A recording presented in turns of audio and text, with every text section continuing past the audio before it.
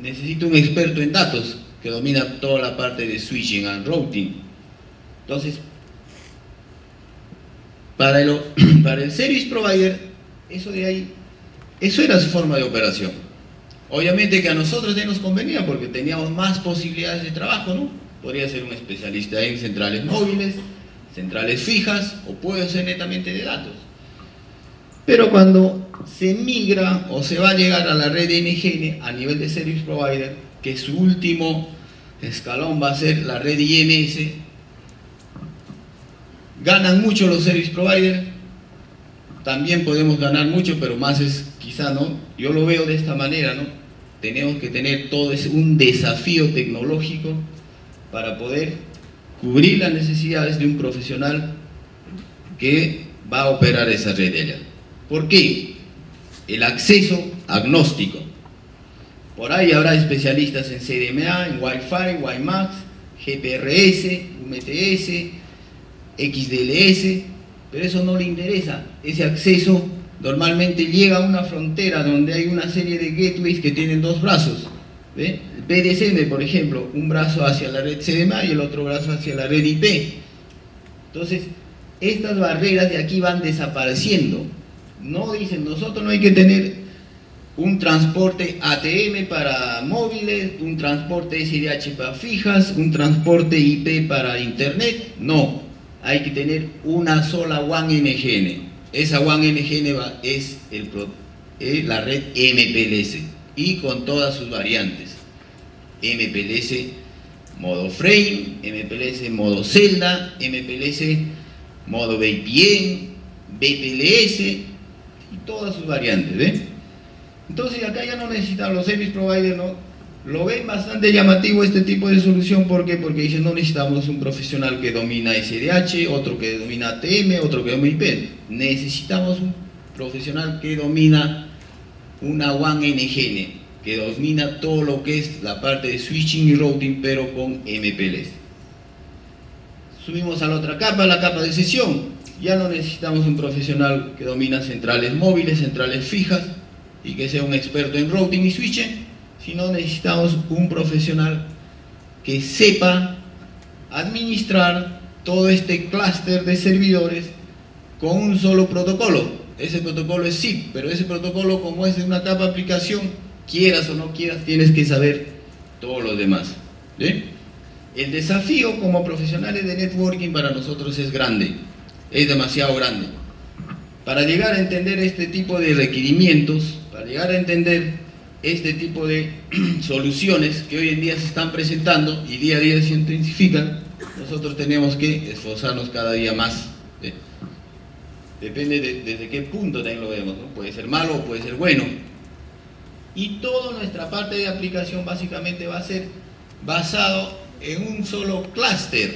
Ya no voy a necesitar aplicaciones netamente para móviles, un gestor para fijos, un gestor para internet, sino, ok, yo quiero un gestor para mi red IMS, yo quiero un gestor para mi red NGN, ok.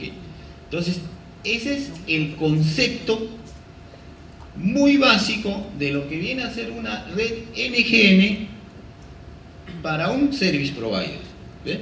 Para un service provider.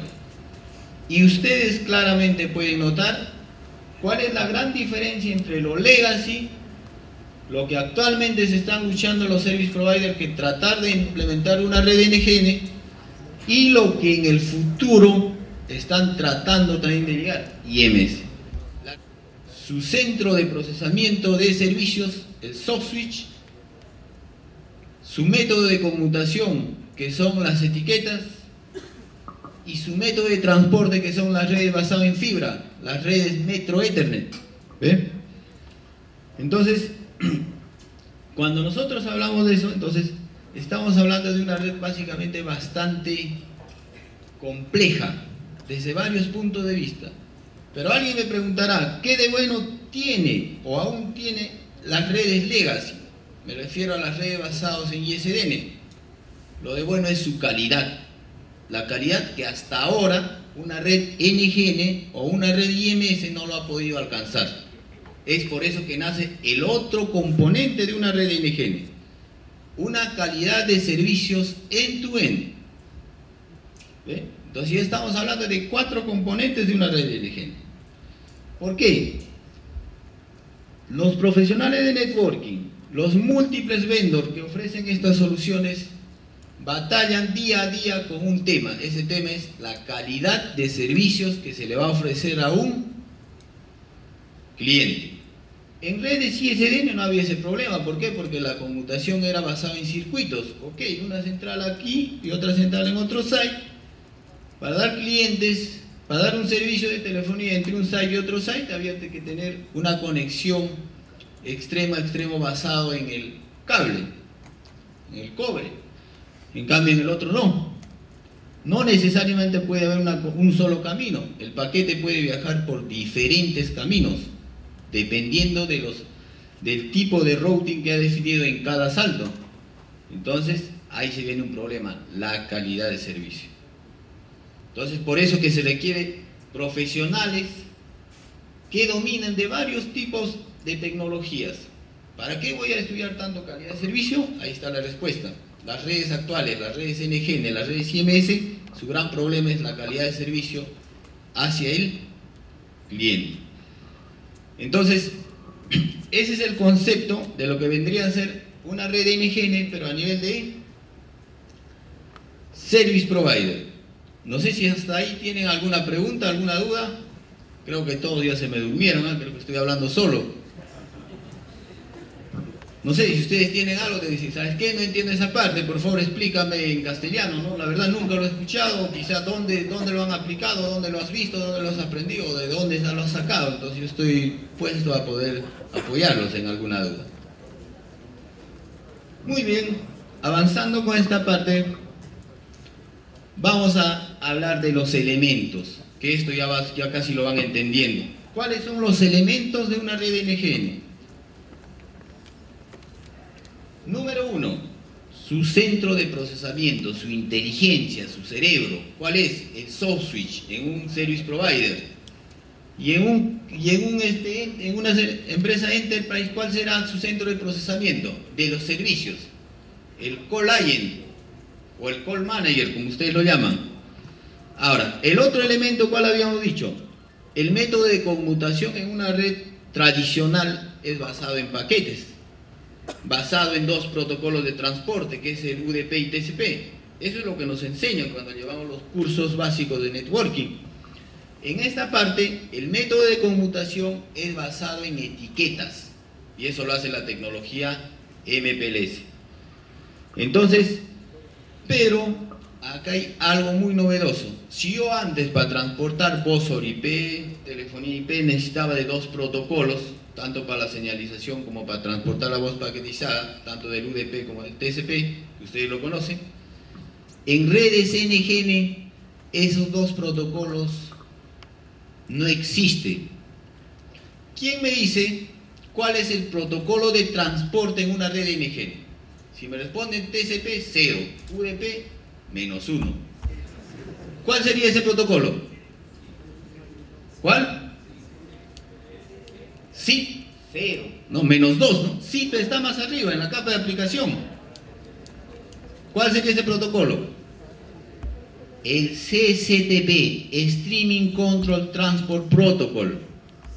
Entonces, que no les engañen cuando le digan, yo conozco 2 protocolos de transporte, UDP y TCP. Hasta eso está quedando relegado.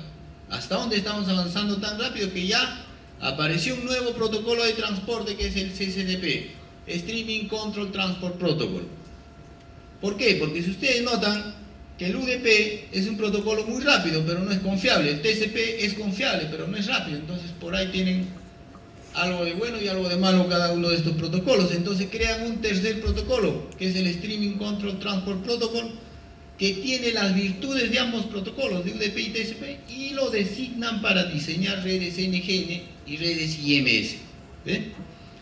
Entonces, ya vamos 2 componentes, el soft switch, el MPLS para utilizar como método de conmutación, y luego nuestro método de transporte va a ser basado en fibra, normalmente DWDM o la parte de Metro Ethernet, ¿ve? Y para eso ya no estamos hablando de router con fast Ethernet, mínimo un router con interfase giga o quizá por ahí con tera, ¿ve?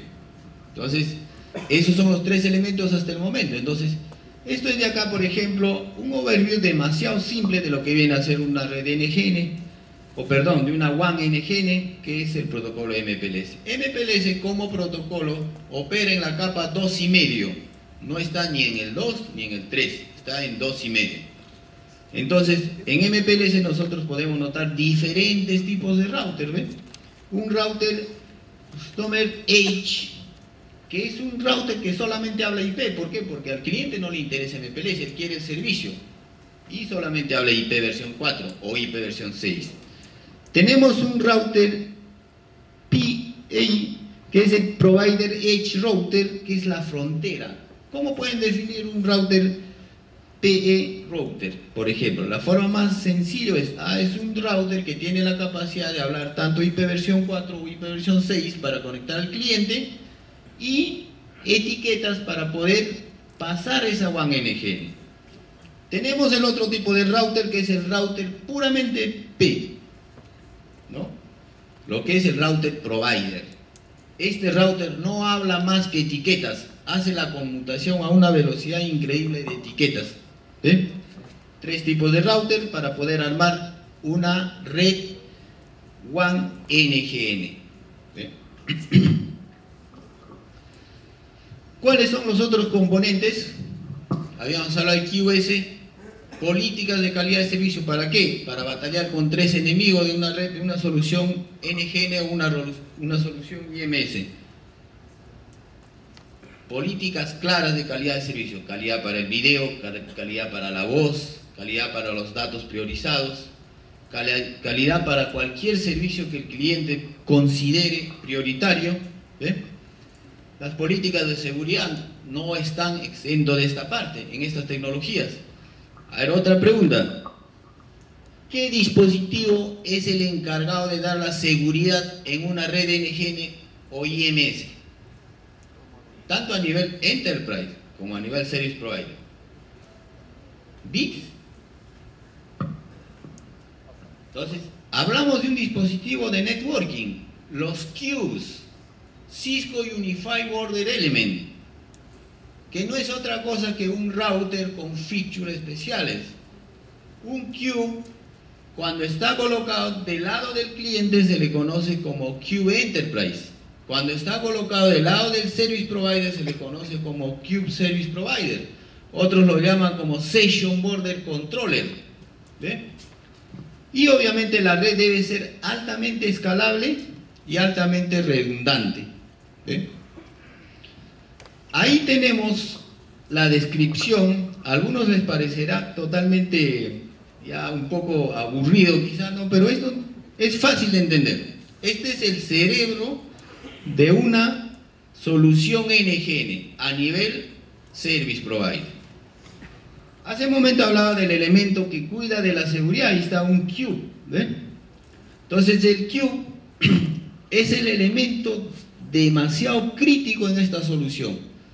Este Q, un poco más grande que los demás cubes que están alrededor de aquí, será el Cube Enterprise, el que cuidará que nadie se filtre hacia el call control de una solución NGN.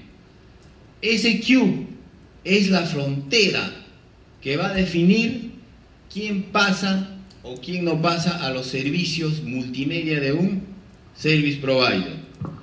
Pero, ¿quién le protege al cliente? Si hay en el diseño, dicen, ok, yo tengo un Cube Enterprise, un Cube Service Provider que me va a proteger a mi solución, el proveedor de servicios.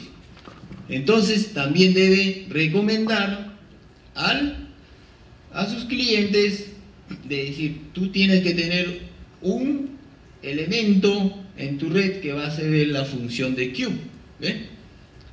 Entonces, en realidad estos de acá son routers, y no routers de diferentes plataformas, ¿no? Un ASR 10000 destinado para ser Cube Service Provider o Session Border Controller.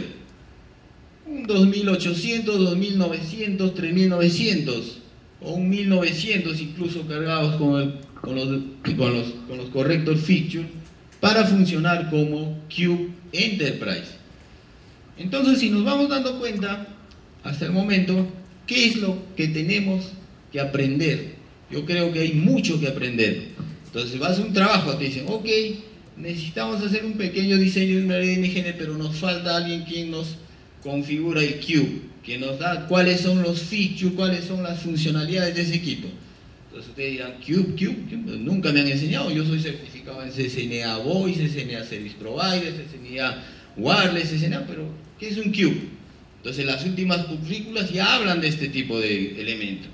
Es un elemento de seguridad, no solamente de seguridad, sino para hacer conexiones de flujos de servicios de extremo a extremo. ¿Ve?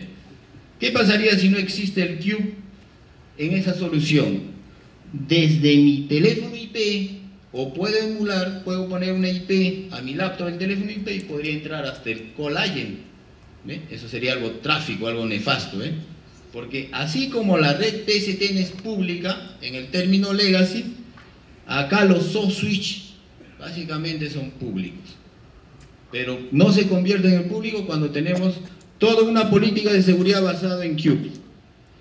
Entonces, esto de acá es un ejemplo de una red NGN. Es un ejemplo de una red NGN. ¿Por qué?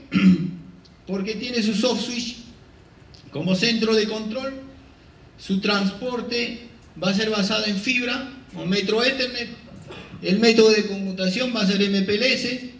Va a tener unas fuertes calidades de políticas de calidad de servicio, fuertes políticas de seguridad, y obviamente tiene que ser demasiado escalable y demasiado disponible. ¿Por qué es una red NGN? ¿Por qué no es una red IMS? ¿Cuántos protocolos voz sobre IP o protocolos NGN ustedes notan ahí? N. ¿Ven? Puedo tener SIP, H248, Network Control Signal para la parte de la cablera, H248 o MGCP, otro protocolo, SIP Unistim, otra variante de SIP. Puedo tener el SIP, pero no para dar servicios de línea, sino puedo hacer SIP para hacer troncales.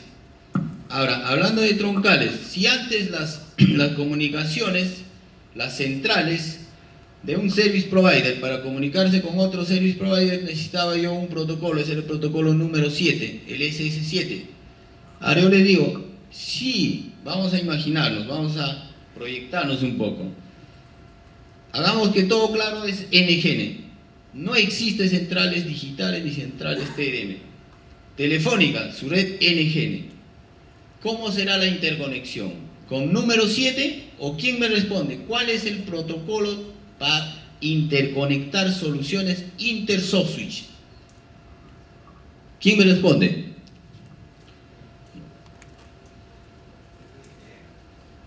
Ok, ahí hay un amigo que está totalmente atento. SIP-TRAN. SIP-TRAN. ¿Y qué es SIP-TRAN? ¿Sabe lo que...? No va a responder, ¿no? Está atento, ¿no? Capturación de toda mensajería de S7. Exacto, ¿eh? Si antes existía el número 7, con el SIP-TRAN yo puedo hacer que el número 7 viaje, pero como mensaje SIP. Pero lastimosamente en nuestro país hasta ahora no está regulado eso. Todas las conexiones entre operadores deben ser basadas en número 7. Entonces hay otra barrera que se tiene que superar desde el punto de vista legal. SIP-TRAN, SIP, SIP Unistim.